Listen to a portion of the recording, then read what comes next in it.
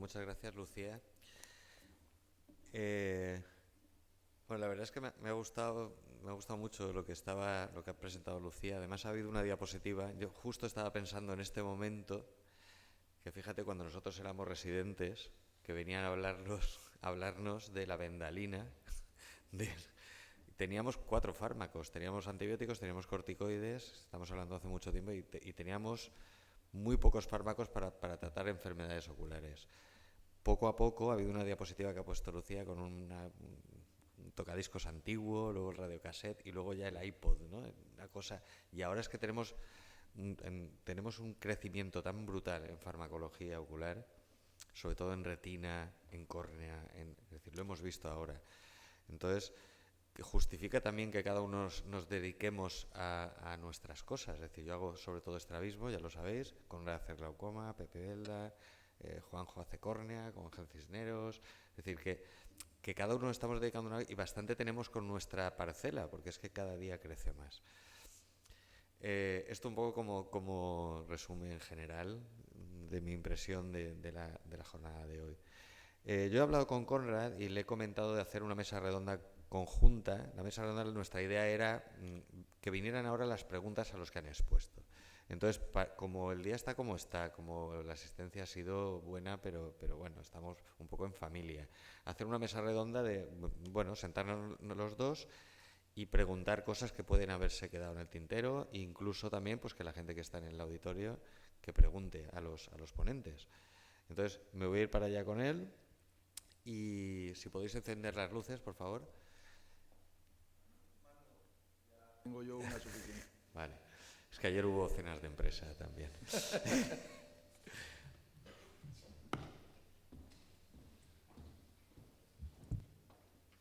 Bueno, eso. Yo creo que la mesa redonda la podemos cerrar en familia. Vamos a hacer preguntas un poco de todos contra todos. Yo creo que eso es lo mejor. Vale, ¿quieres empezar tú haciéndole alguna...? Sí, vamos a ver, yo me he preparado unas cosas mientras oía hablar. La verdad es que, como os he comentado antes, me ha gustado el formato porque hemos tenido tiempo de oír a personas que saben mucho de cada cosa, pues hablar con tranquilidad durante tiempo de su especialidad o subespecialidad. Entonces voy a ir más o menos por el orden que hemos hecho las comunicaciones y preguntaros a cada uno alguna cosilla. Por ejemplo, a Pepe, que ha hablado sobre farmacología en glaucoma. Sí, tenemos ahí el micro. Primero, yo me acabo de dar cuenta, me acabo de enterar del tema de los implantes que has comentado, unos implantes in vitro o tal. ¿Existe la posibilidad, o sabéis si existe también la posibilidad de implantes? Porque, claro, meterlo in vitro, una sustancia para que actúe tal, podría, o sabéis si está estudiándose algo sobre implantes subconjuntivales, que a lo mejor sería menos agresivo y bueno, daría más opciones para tratamiento. Sí, los implantes hay varias versiones. Os he contado la mitad, por decirlo así. O sea, las vías de administración van a cambiar seguro. Se están estudiando incluso poner las moléculas, bien sea prostaglandinas o lo que sea, en liposomas, en nanomoléculas, en polvo, incluso poder tratar con un spray que te echas sobre el ojo y eso sería ya el tratamiento simplemente. Y en cuanto a los implantes, hay la posibilidad de ponerlos subconjuntivales. Parece ser que la que menos está gustando, no me preguntes por qué, pero no se están desarrollando por ahí. Más bien el que más desarrollado está es el del punto lagrimal. Están pensando ponerlos en cámara anterior, ese es el que estamos probando nosotros en el hospital, en Torrevieja. Yo, como he comentado antes en la charla, tengo mis serias dudas de que eso vaya a prosperar, no porque no vaya a funcionar, yo creo que va a funcionar perfectamente. El problema es convencer a un paciente para que cada 4 o 5 meses venga que te vamos a pinchar el ojo y vamos a ponerte un implante en cámara anterior. Y la iatrogenia que eso pueda llevar también, cataratas, lesiones que puedas generar, infecciones, o sea, todo esto es para planteárselo. El espacio subconjuntival, el problema por lo visto es que la variabilidad en cuanto a la absorción puede ser que sea lo que esté marcando el que no sea un espacio útil poner un reservorio, para poner algo que se vaya liberando. Y en cuanto a lo que es vítreo, lo único que he descrito antes era unos implantes vítreos de células encapsuladas, que se utilizan para muchas cosas, no solamente como neuroprotector, se utilizan para retinosis pigmentaria, y parece ser que las células madre, las famosas células madre, no se van a implantar directamente, sino que se van a implantar encapsuladas para que sean los factores que producen estas células madre los que tengan los efectos beneficiosos, pero no, digamos, la propia célula madre haga de las suyas ahí dentro, que sabéis que muchas veces acaban convirtiéndose en tumores. Solo un comentario, ¿no? Debe ser terrible pensar, si ya tenemos los hospitales abarrotados para los intravítreos, que tengamos un quirofanillo para pinchar intracamerular para controlar el glaucoma. Prefiero no pensar, prefiero que se sigan poniendo sus gotas. Ahora, una pregunta. Tú, desde el punto de vista, ¿diferencias has visto entre realmente utilizar los tratamientos para glaucoma con el VAC o sin el VAC, aparte de la inflamación? O sea, lo que se habla del cloruro de benzalconio, que favorece la penetración de los fármacos, ¿tú has visto diferencias desde el punto de vista de la acción de los fármacos cuando están con conservantes o sin conservantes? Yo creo que no hay una diferencia, por lo menos medible, en cuanto a efectividad del fármaco. Ahora hay muchos fármacos, muchas prostaglandinas, y no solo prostaglandinas, sino también beta-bloqueantes y combinaciones en monodosis sin conservantes, y en la práctica clínica yo diría que no hay diferencia. Yo cambio muchas veces la medicación de conservante a sin conservante. Creo que la tolerancia mejora, aunque no evitas el efecto secundario propio de la gota. Si la prostaglandina te pone el ojo rojo, pues te lo seguirá poniendo rojo, pero sí que evitas ciertamente que el cloruro de benzalconio tenga un efecto a largo plazo. Y yo creo que no hay diferencia en cuanto a la absorción. La absorción del fármaco, de la molécula, va a ser muy similar, venga con VAC o sin VAC. De hecho, por ejemplo, toda la línea de Alcon ya no utiliza VAC desde hace muchísimo tiempo, se utiliza otro conservante, pero que es mucho menos tóxico para la superficie, y los productos funcionan perfectamente. Y todos los que se han pasado a monodosis, si persisten con esa línea, es porque el producto funciona. Y los estudios que se han hecho muchos estudios comparando el fármaco con VAC al fármaco sin VAC, en cuanto a eficacia es exactamente la misma. Muy bien, una pregunta para Javier o para Neus, el que quiera. ¿Tú me podrías concretar, seguro que sí, porque te lo sabes de memoria, cuál es actualmente el protocolo que tenéis de fármacos en cirugía de catarata? Es decir, yo empiezo con 3 días antes con tal, y el postoperatorio, pre y post, y dentro de la misma pregunta, ¿utilizáis los AINES antes? ¿Estáis haciéndolo efectivamente antes para evitar la miosis? Antibióticos. Povidona, como siempre, está en la guía de la SCRS. Antibióticos pre, no. En el hospital, -2, 5 utilizan el Procam como intracamerular. Otro compañero y yo utilizamos un intracamerular de Vigamox. Y luego en el postoperatorio, todos utilizamos 7 días Vigamox. ¿Por qué no me pasa? Perdona, ¿7 días qué? Con el Vigamox, con el moxifloxacino. ¿Por qué no he cambiado yo a la cefuroxima? Pues porque llevo ya muchos años haciéndolo, los resultados son espectaculares, como está descrito, y siempre pienso que, como se ha dicho, el moxi tiene mucho más amplio espectro que la cefuroxima, y encima tú la dosis que estás dando de intracamerular, después la continúas con el mismo antibiótico. Los que ponen Procam, los 7 días siguientes cambian a Vigamox, con lo cual el efecto de la cefuroxima baja, y hasta que sube el del Vigamox, pues, para mí, faltaría solo que lo sacaran comercialmente. Vale. Una cosa, ¿con el Vigamox nunca has tenido ningún problema? No. Nunca. Está descrito, pero en pacientes con alteraciones del epitelio corneal moderadas severas. En Vale. eso sí. ¿Utilizas el colirio, lo abres para cada paciente? Sí. ¿Coges uno y lo usas en una sesión? Y ese colirio se lo doy al paciente. Y AINES preoperatorios no. A ver, el doctor Santonja quiere añadir algo. Oye, Javier, ¿cómo utilizas el moxifloxacino dentro del ojo si no tiene indicación para ello? ¿Cómo utilizaban la cefuroxima durante tantos años sin estar indicado y además con conservantes y con la mezcla allí en quirófano, que a veces sabía cómo sabía y han habido de más? Sí, es que eso no es del todo cierto. La cefuroxima tiene una indicación vía parenteral, es decir, cualquier vía que no sea enteral. Por lo tanto, la administración intraocular es una vía parenteral.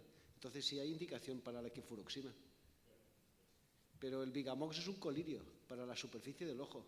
Entonces, imagínate que administras el moxifloxacino intracamerularmente y el paciente coge una pseudomona y tiene una endoftalmitis. El paciente va a ir a juicio y entonces en el juicio saldrá que tú le has puesto moxifloxacino dentro del ojo. Entonces, a ver, ¿cómo vas a salvar el obstáculo?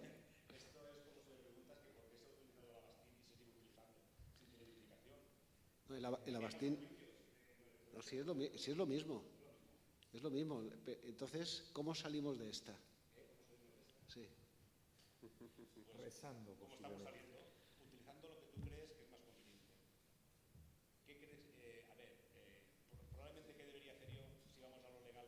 ¿Pasarme al PROCAM, que está indicado? Vale. Sí. Pero ¿y todos los años que la gente ha utilizado la cefuroxima, qué les hubiera pasado si hubiera habido una reclamación? No, tienes suficiente para decir que es vía parenteral. De todas maneras, escucha, vamos a ver, esta discusión, aparte del Avastin, se ha dado en muchísimos fármacos. Yo me acuerdo cuando empezamos a usar el Foscarnet intravítreo para la retinitis por HIV, para tal. Es decir, sí, pero vamos a usar lo que hay, vamos a darle.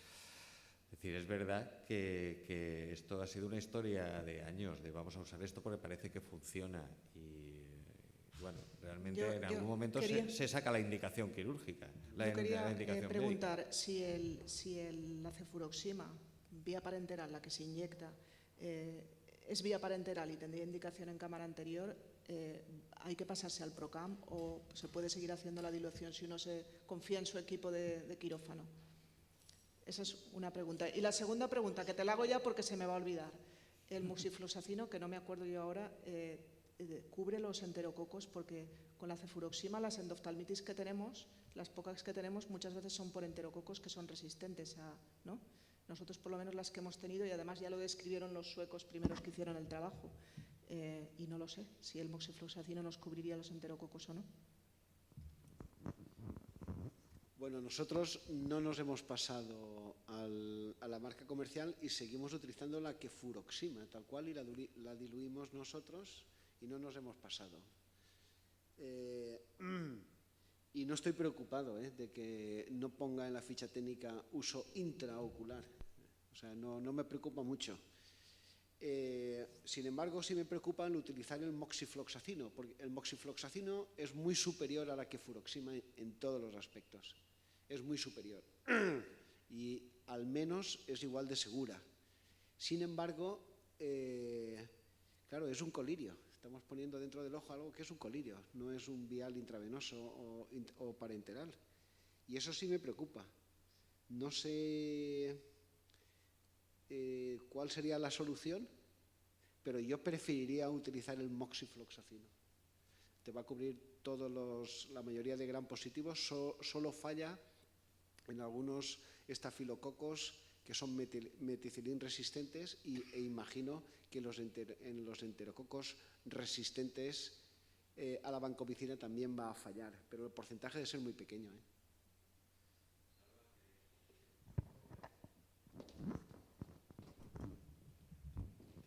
Bueno, este año ha habido 3 reuniones con este tema de la Federación Europea de Oftalmología en las que he estado.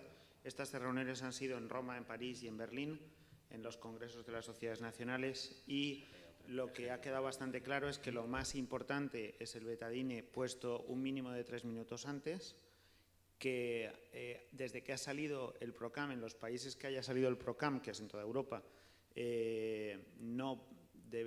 dejamos Legalmente se queda en un vacío peligroso, como decías tú antes, todo lo que no sea PROCAM, y también ha quedado claro, aunque no lo han terminado de definir todavía, lo han dejado pendiente de una reunión el año que viene, pero en Alemania ya se ha dejado de utilizar los antibióticos posoperatorios, puesto que lo que se ha visto es que no está demostrado científicamente actualmente que si has hecho una inyección intracamerular, el añadir antibióticos posoperatorios te reduzca o modifique la infección posoperatoria, y sí está demostrado que aumenta las resistencias. Entonces, en Alemania ya no están utilizando antibióticos ni pre ni posoperatorios, simplemente hacen el betadine, pero sí que tienen el betadine 5 minutos antes, cosas que en muchos hospitales no lo tenemos. El betadine es lo último que ponen y lo primero que quitas. Entonces, nada, solo por añadir estas cosas, ¿no? Que se me ocurre que si tuviéramos el Trimox, que es un preparado intraocular vía transzonular, que es el que lleva asociado al corticoide, con esa dosis única y estaríamos cubiertos legalmente. Nosotros sí que intentamos introducir el PROCAM en el hospital, pero la respuesta nuestra, bueno, de farmacia en este caso, fue que lo iban a preparar ellos a partir de ahora, de ese momento, la cefuroxima, que en vez de comprar el PROCAM, ellos nos hacen la dilución y nos mandan unidosis ya preparadas desde farmacia con la dilución hecha. Nos tenemos que fiar de farmacia, pero no, nos estamos fiando de farmacia. Yo preferiría tener el PROCAM, pero lo están haciendo así. Y yo les dije, mira, el riesgo de hacer una mala dilución, cualquier cosa de esas. No, nosotros asumimos todo eso. Bueno, pues allá vosotros. Farmacia la que no lo prepara.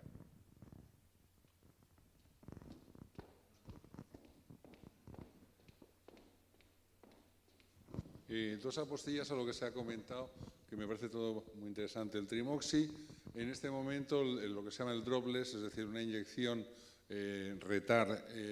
transtonular, para no llevar tratamiento, de la misma manera que subió para arriba, un artículo del American Journal lo echó para abajo en abril de este año, lo cual está muy en discusión. Esa es una. Después, aunque no es frecuente ni se menciona, sigue habiendo en España mucha gente que utiliza aún la vancomicina intracamerular. Y se ha descrito este año varios casos y varias series de necrosis retinianas agudas a la semana del uso de vancomicina regular. Son pocos casos, pero a ver los haylos. Tercero, por lo que comentabas tú Salva, de que se han dejado de utilizar, y esto, el trabajo pionero de la vancomicina intraocular, que fue de Javier Ferro hace ya muchos años, demostraba que pasadas unas horas de la inyección intracamerular, la concentración mínima inhibitoria del fármaco era muy baja dentro de cámara anterior. Y cuarto, y con esto termino, las apostillas. Os recuerdo que existe un imperativo legal, o sea, la mujer del César no solo ha de ser decente, sino aparentarlo. Entonces, ya de hace años hay una sentencia por una endoftalmitis por no utilizar un antibiótico por vía sistémica. Yo, por imperativo legal, desde hace muchos años uso la citromicina por vía oral, día de antes, el día de la cirugía, el día después.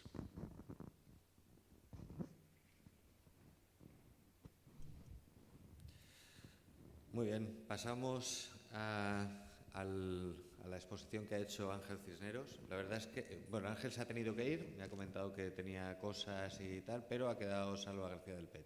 Que cualquier cosa que se lo digamos a él, que sabe de todo.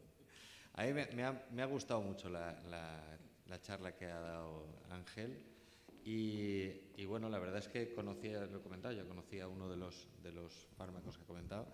Lo que no había visto y me ha sorprendido mucho son las imágenes de regeneración corneal o de desaparición de la vascularización. Entonces, Salva, si me puedes... el fármaco que estáis utilizando, supongo que no estará comercializado, no lo sé. ¿Hay forma de conseguirlo? Y bueno, y tu experiencia un poco con... Creo que se llamaba Aganirsen, ¿verdad? Sí, sí que está comercializado. Llevo trabajando con él 7 u 8 años, desde que era el GS101, antes de llamarse Aganirsen, que era el modelo de estudio. Ahora está comercializado, pero hay que pedirlo aquí como medicación como medicación extranjera.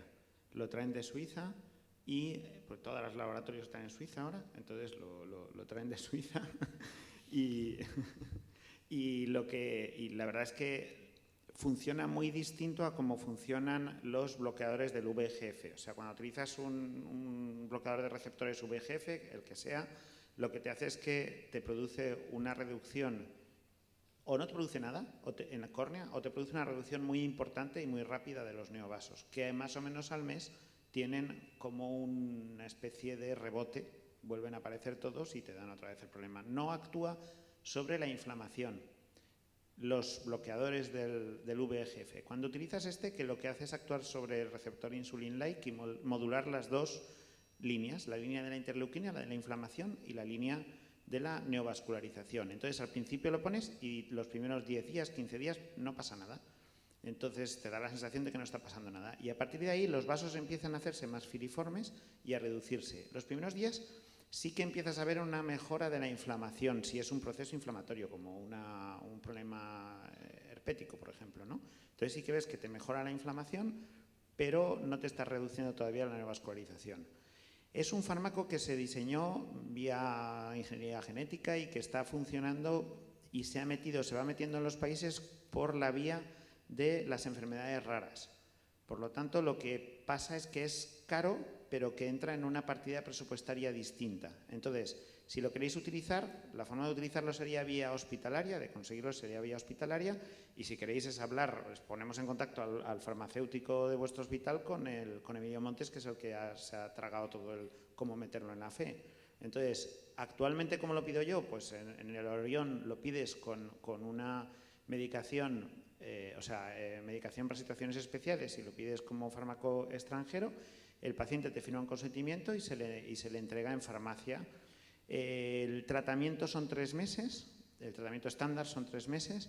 Le traerán el fármaco y se ha de poner 2 gotitas, 2 monodosis al día. La monodosis, el fármaco es bastante inestable, de forma que cuando se abre la monodosis hay que tirarlo, eso hay que explicárselo al paciente, porque si no, lo que hacen al principio es que la guardan hasta la noche y está inestable, o sea, ya se está echando solo el agua purificada esa que lleva la Ganirsen. Y lo que tienes que hacer es tratar la enfermedad de base más añadir este fármaco.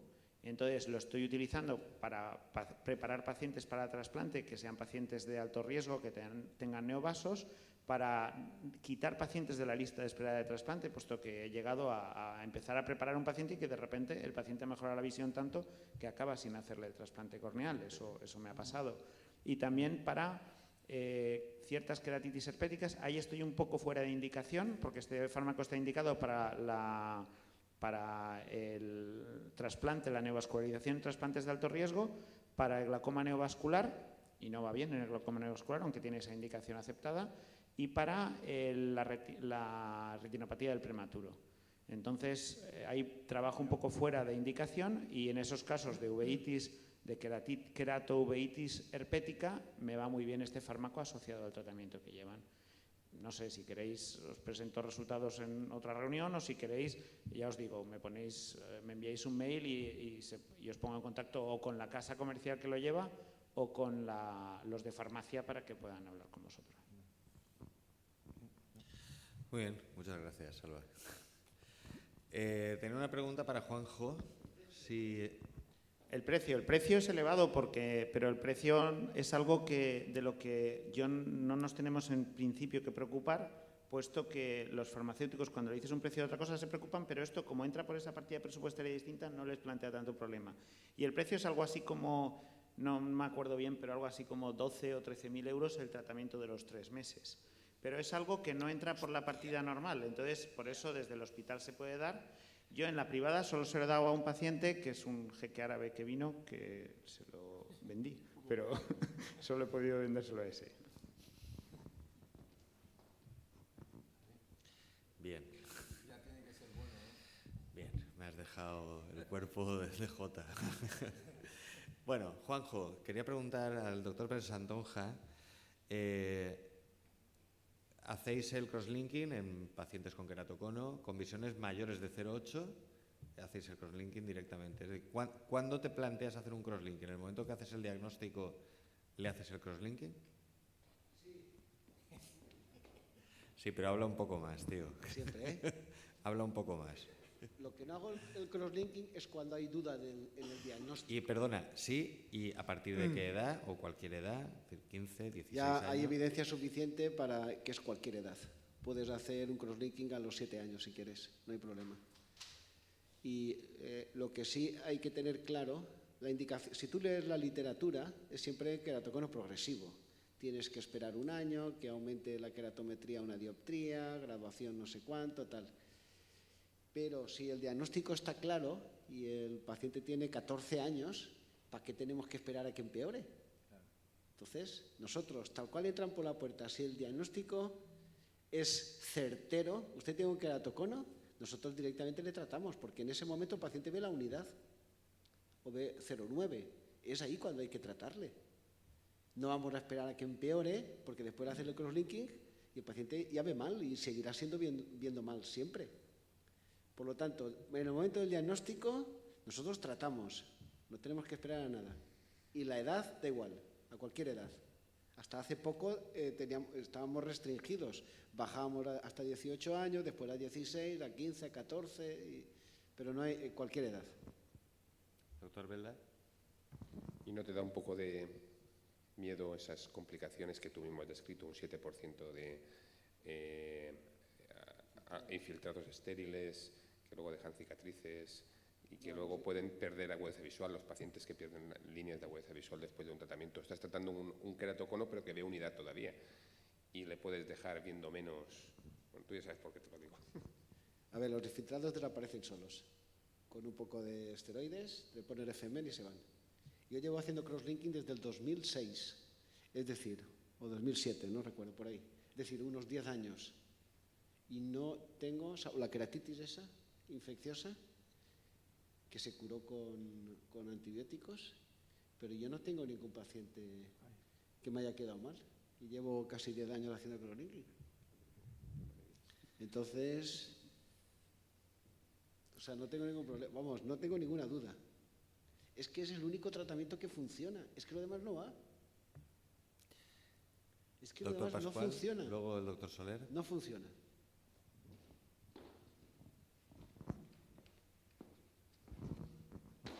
En el tema del diagnóstico del queratocono, hay que tener Pentacam, sí, pero el Pentacam te da, con el Belin Ambrosio, te da una facilidad para el diagnóstico de queratocono y para establecer si no hay progresión de una manera muy fácil, muy directa y que lo puede interpretar cualquier oftalmólogo. Entonces, yo creo que hablar, fundamentalmente, yo lo que he leído es que cuando tienes un queratocono establecido o sospechado en edad de progresión, que es de pubertad, más o menos hasta los 40 y pico de años, si hay una progresión en un año y sobre todo evaluando la elevación de la cara posterior y el punto paquimétrico más fino si ha disminuido, que es lo que no afecta al porte de lentillas de contacto, por ejemplo, esa es una buena base para indicar un crosslinking. Doctor Soler, aquí.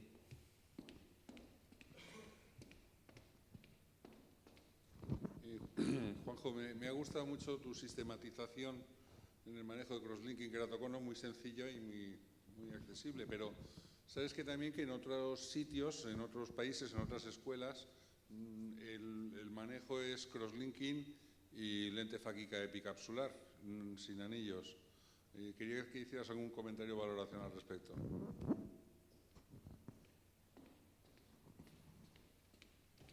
Es que no te he entendido bien. Me has dicho anillos, crosslinking y anillos, o anillos y crosslinking. Crosslinking y lente fáquica epicapsular. Ah, por supuesto, claro. No, pero sin anillos. Claro, por supuesto. La única diferencia es si el paciente tiene buena visión o mala visión. ¿El paciente tiene buena visión o mala visión? Con gafas. No, si la pregunta es muy clara. ¿El paciente ve o no ve?